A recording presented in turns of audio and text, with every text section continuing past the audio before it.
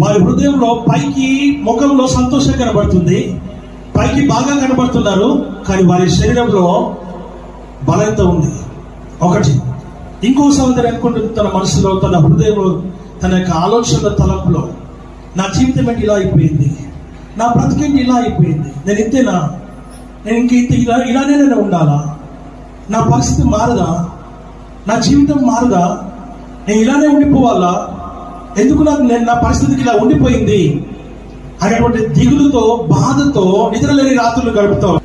నేను డాక్టర్ దగ్గరికి వెళ్ళాను, ఆపరేషన్ కూడా జరిగింది, కానీ లాభం ఏంటి, ఏమి కాలేదు.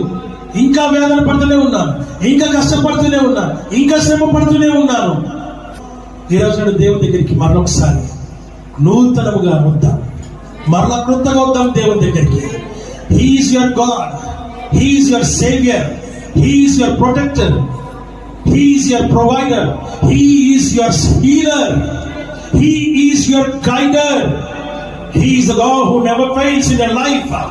దేవుడు వాక్యం సెలవిస్తున్నటువంటి మాటలు మనం చూస్తుంటున్నా. నీ జీవితంలో నువ్వు ఏదైతే ఆలోచన చేస్తున్నావో, నువ్వు ఏదైతే తలస్తూ ఉన్నావో, నువ్వు ఏదైతే నీ ప్రణాళికలు కలిగి ఉన్నావో, నీ ప్లాన్ ఏదైతే ఉందో ఆ ప్లాన్ ఎక్స్క్యూట్ అవుతుందా లేదనేటువంటి ఆలోచన సంశయంలో ఉన్నావు.